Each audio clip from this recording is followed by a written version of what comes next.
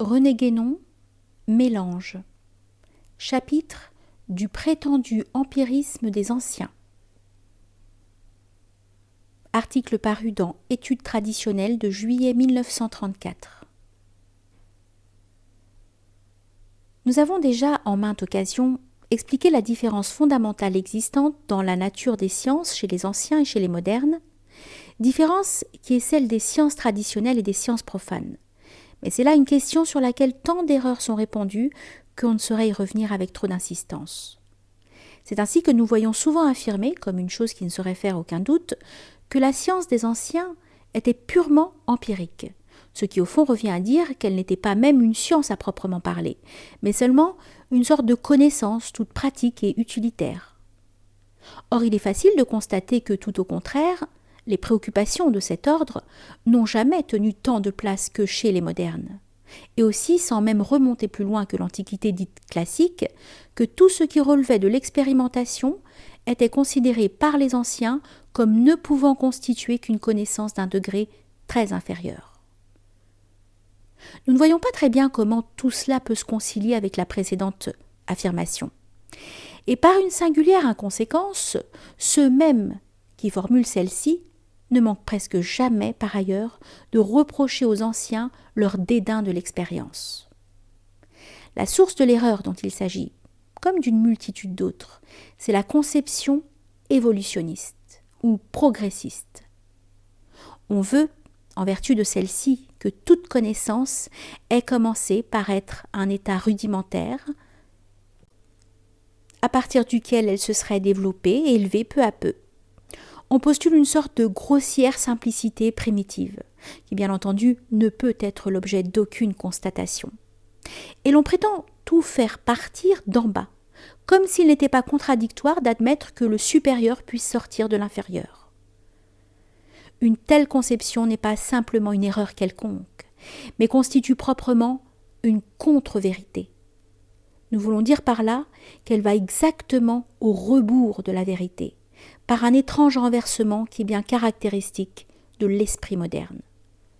La vérité, c'est qu'il y a eu au contraire, depuis les origines, une sorte de dégradation ou de descente continuelle allant de la spiritualité vers la matérialité, c'est-à-dire du supérieur vers l'inférieur, et se manifestant dans tous les domaines de l'activité humaine, et que de là sont nées, à des époques assez récentes, les sciences profanes, séparées de tout principe transcendant et justifiées uniquement par les applications pratiques auxquelles elles donnent lieu. Car c'est là en somme tout ce qui intéresse l'homme moderne, qui ne se soucie guère de connaissances pures et qui, en parlant des anciens, comme nous le disions tout à l'heure, ne fait que leur attribuer ses propres tendances, parce qu'il ne conçoit même pas qu'ils aient pu en avoir de toutes différentes, pas plus qu'il ne conçoit qu'il puisse exister des sciences tout autres par leur objet et par leur méthode, que celles-ci, celles qu'il cultive lui-même de façon exclusive. Cette même erreur implique aussi l'empirisme, entendu au sens où ce mot désigne une théorie philosophique, c'est-à-dire l'idée très moderne aussi que toute connaissance dérive entièrement de l'expérience, et plus précisément de l'expérience sensible. Ce n'est d'ailleurs là, en réalité, qu'une des formes de l'affirmation que tout vient d'en bas. Il est clair que, en dehors de cette idée préconçue, il n'y a aucune raison de supposer que le premier état de toute connaissance a dû être un état empirique. Ce rapprochement entre les deux sens du même mot n'a certes rien de fortuit, et nous pourrions dire que c'est l'empirisme philosophique des modernes qui les porte à attribuer aux anciens un empirisme de fait.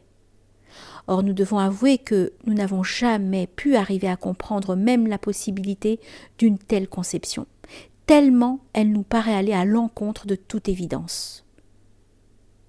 Qu'il y ait des connaissances qui ne viennent point des sens, c'est là purement et simplement une question de fait. Mais les modernes, qui prétendent ne s'appuyer que sur les faits, les méconnaissent ou les nient volontiers quand ils ne s'accordent pas avec leur théorie. En somme, l'existence de cette conception empiriste prouve simplement, chez ceux qui l'ont émise et chez ceux qui l'acceptent, la disparition complète de certaines facultés d'ordre suprasensible, à commencer, cela va de soi, par la pure intuition intellectuelle. Les sciences telles que les comprennent les modernes, c'est-à-dire les sciences profanes, ne supposent effectivement, d'une façon générale, rien de plus ni d'autre qu'une élaboration rationnelle de données sensibles. Ce sont donc elles qui sont véritablement empiriques quant à leur point de départ. Et l'on pourrait dire que les modernes confondent indûment ce point de départ de leur science avec l'origine de toute science. Encore y a-t-il parfois même dans leur science comme des vestiges amoindris ou altérés de connaissances anciennes dont la nature réelle leur échappe. Et nous pensons surtout ici aux sciences mathématiques, dont les notions essentielles ne sauraient être tirées de l'expérience sensible. Les efforts de certains philosophes pour expliquer empiriquement l'origine de ces notions sont parfois d'un comique irrésistible.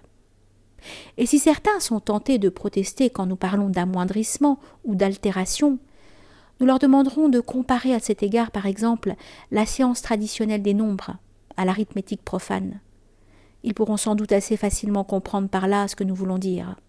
D'ailleurs, la plupart des sciences profanes ne doivent réellement leur origine qu'à des débris, ou pourrait-on dire, à des résidus de sciences traditionnelles incomprises.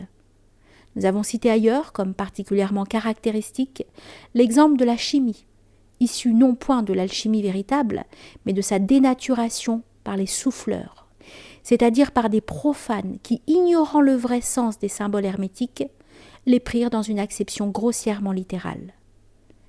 Nous avons cité aussi le cas de l'astronomie, qui ne représente que la partie matérielle de l'ancienne astrologie, isolée de tout ce qui constituait l'esprit de cette science, et qui est irrémédiablement perdue pour les modernes, lesquels s'en vont répétant niaisement que l'astronomie fut découverte de façon tout empirique par des bergers chaldéens,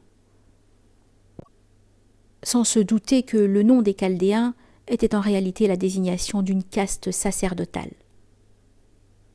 On pourrait multiplier les exemples du même genre, établir une comparaison entre les cosmogonies sacrées, la théorie de la nébuleuse et autres hypothèses similaires, ou encore, dans un autre ordre d'idées, montrer la dégénérescence de la médecine à partir de son ancienne dignité d'art sacerdotal, et ainsi de suite. La conclusion serait toujours la même.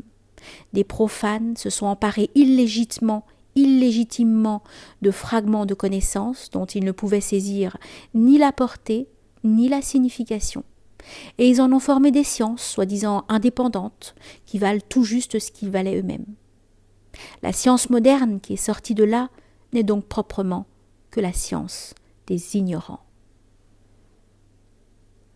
Les sciences traditionnelles, comme nous l'avons dit bien souvent, sont essentiellement caractérisées par leur rattachement aux principes transcendants, dont elles dépendent strictement.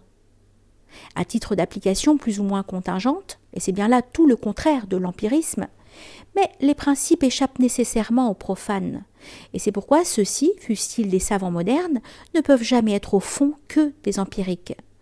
Depuis que, par suite de la dégradation à laquelle nous faisions allusion précédemment, les hommes ne sont plus tous pareillement qualifiés pour toute connaissance, c'est-à-dire, tout au moins, depuis le début du Kali-Yuga. Il y a forcément des profanes.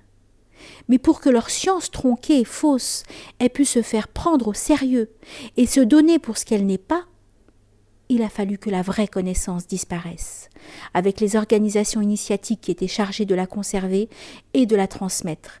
Et c'est là précisément ce qui est arrivé dans le monde occidental au cours des derniers siècles. Nous ajouterons encore que, dans la façon dont les modernes envisagent les connaissances des anciens, on voit apparaître nettement cette négation de tout élément supra-humain, qui fait le fond de l'esprit antitraditionnel, et qui n'est somme toute qu'une conséquence directe de l'ignorance profane. Non seulement on réduit tout à des proportions purement humaines, mais du fait de ce renversement de toute chose qu'entraîne la conception évolutionniste, on va jusqu'à mettre de l'infrahumain à l'origine. Et le plus grave est qu'aux yeux de nos contemporains, ces choses semblent aller de soi.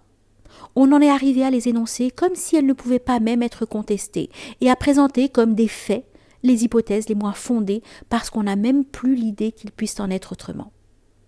C'est là le plus grave, disons-nous, parce que c'est ce qui peut faire craindre que, parvenu à un tel point, la déviation de l'esprit moderne ne soit tout à fait irrémédiable.